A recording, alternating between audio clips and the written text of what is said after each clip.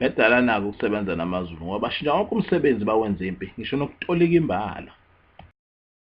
Wefana ngithi mfana tshela lo mlungu ukuthi uyangidangela ibhola nawo lela lishoyo ngeke ngiyenze mina lo nto ngabona amakhwapha enyoka manje tolika mfana. Oh man, I wanted to tell you that he can't perform the job. If ever it can be possible, we can ask for somebody else to do the job. I'll take it. He does the job. That's how it is. Too long to wait for when. Wefana utolika kahle yini?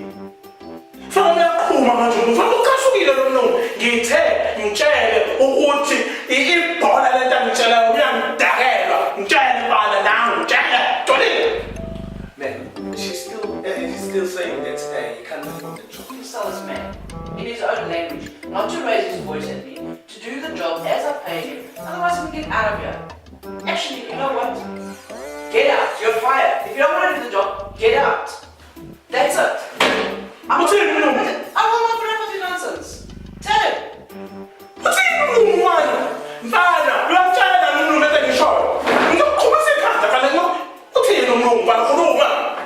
Oh, wamuhle lo mntana. Kodwa mina ngamshaya.